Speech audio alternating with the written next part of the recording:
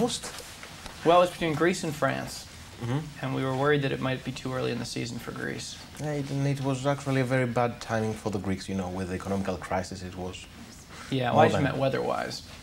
Weather-wise, it was okay. Yeah, I was going to say economy-wise, well, that could be good if you're traveling as a tourist, because you never know. No, you're more than right.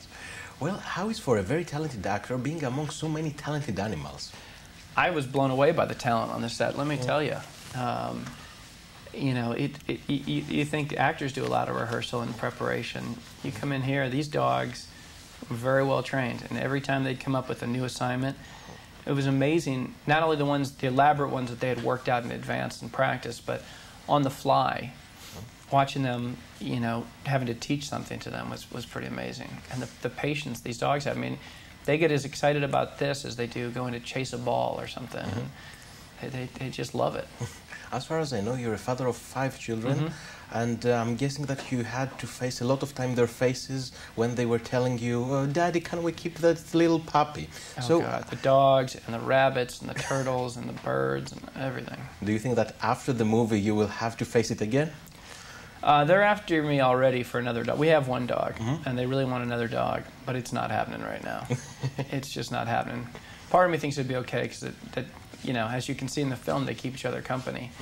But I think we're going to just stick to one dog right now. Well, like dogs and cats, as they say.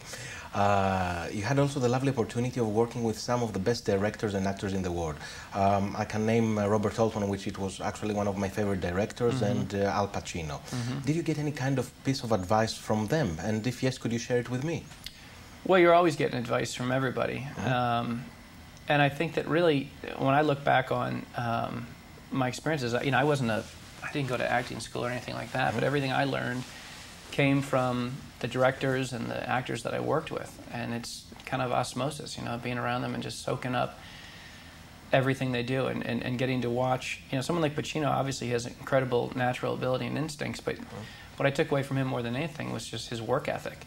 I mean, he worked so hard. You know, he was we had dressing rooms next to each other, and I used to kind of listen up against the wall, and I could hear him working on scenes with other people. And I'm like, oh my God, are we doing that scene today? And I'm like trying to get ready.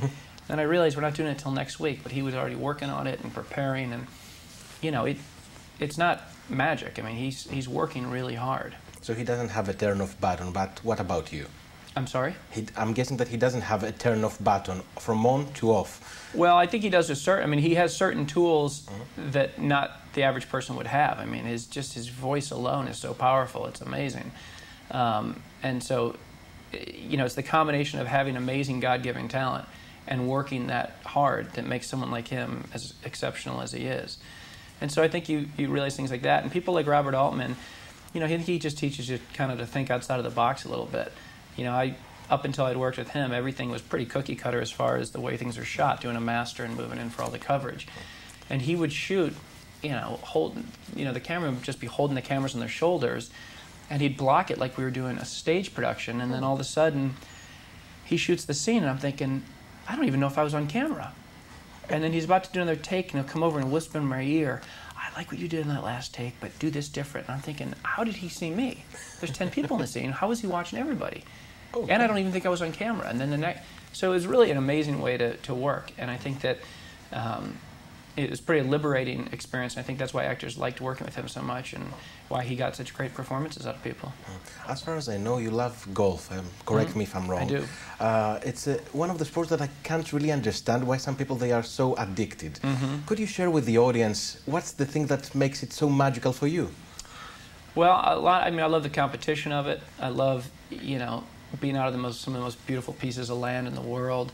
I love the camaraderie of it. I made some of the best friends in life through golf. And I think it's also a way to really understand someone's true character. It's an amazing sport in the fact that, you know, you have to call all the penalties on yourself and control yourself out there. And I can't tell you how many times, you know, you'll be with someone and they'll show their true colors on the golf course.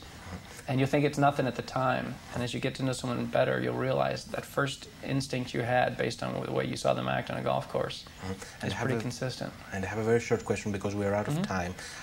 Christopher Nolan has changed the saga of Batman movies.